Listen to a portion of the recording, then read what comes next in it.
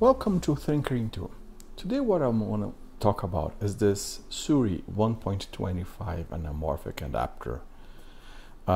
This adapter was crowdfunded some months ago, and I bought it as an early adopter. And there's been kind of a discussion online regarding this adapter, with some people being a bit disappointed with the performance of this adapter. And to be frank, I was also a bit disappointed when I first got my hands on this adapter in terms of seeing the performance of it. It's not that it doesn't perform, but it is inconsistent. Depending on the lenses that you use it with, it might perform. Independent on the lenses that you use it with it, it might appear to be too soft or has a lot of problems with the image. So after I heard those other people having experienced the same thing that I was experiencing, I decided to look further into this adapter and try to see if there's something going on, because there's also a lot of footage, and sometimes when you use this adapter with some lenses, it does perform really well. So I was looking into this subject and start thinking about what could be the reasons that would make this adapter perform well in some lenses. Sometimes with very expensive and sophisticated modern lenses, it doesn't perform well, and sometimes when you couple it with some old lenses, or depending on the types of lenses, it does really perform really well. I did some tests with the 50 millimeter and with the 45 millimeter lenses from ISCO, and the performance that I got from this adapter was stellar. It was stunning. But when I was assembling the process of assembling the lenses, those ISCO lenses, they don't come with helicoid, so I had to 3D print up the parts and do the critical focus, infinity critical focus with the lenses manually. And I could really see what is going on with this adapter.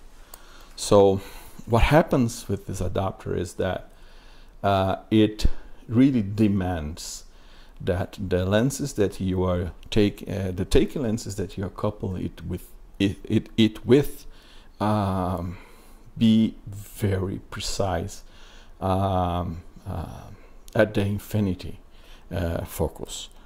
It doesn't allow for small errors or deviations that usually we wouldn't care. In normal lenses, if you're focusing in the infinity, or you're just a little shy of being in the infinity, or just a little bit overshooting the point of infinity in the lenses, yeah, maybe if you pixel pip, you could see the difference, but in reality, in the normal lenses, that would not be the case. And I think on those modern lenses, those focus by wire lenses, they also are more loose in terms of the focus system running from a point to another. When you, for example, shut off the camera, the lenses will move and will park back into a position that many times is not the infinity focus or something like that. So using this adapter with modern lenses that does everything electronically, it's really tricky. I tried with some lenses, some Canon lenses. I tried with RF 70 to 200. The performance was great, but setting the infinity focus was a bit tricky, and I could use it well with the RF 35mm as well. But with the EF versions of the Canon lenses, I couldn't have a good performance. It was too complicated to set this adapter at infinity on those lenses. So that was my experience, and to demonstrate this, I set up an experiment using a follow focuser and program it for a very small deviation from the infinity focus. So when I turn this wheel all the way, the focus will deviate just a very tiny bit from the infinity. And I used Zeiss macro 50mm lenses, which is really sharp and which is really precise in terms of nailing the infinity focus. So I'll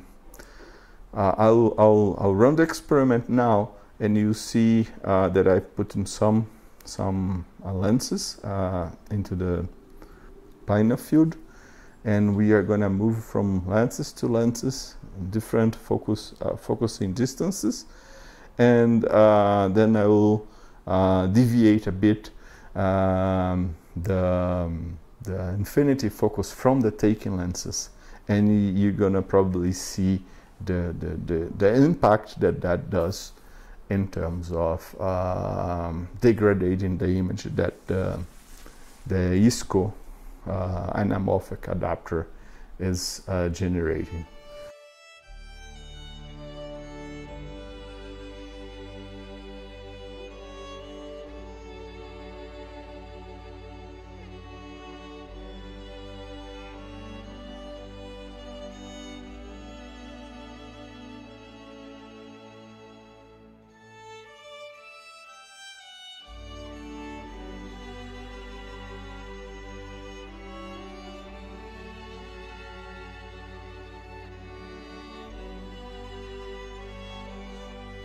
So in conclusion, after really understanding how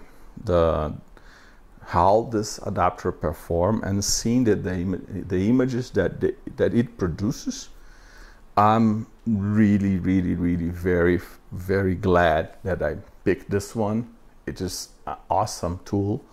It is very useful to carry on and have the ability to just put it on in a spherical lenses that accepts it with this taking into consideration those elements that we just discussed.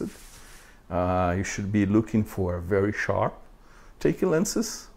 That's number one, and you definitely should be looking for taking lenses that you have tested, that is reliable to nail infinity focus and to stay put at the infinity focus. And I have done a video showing the performance of this adapter with some ISCOs,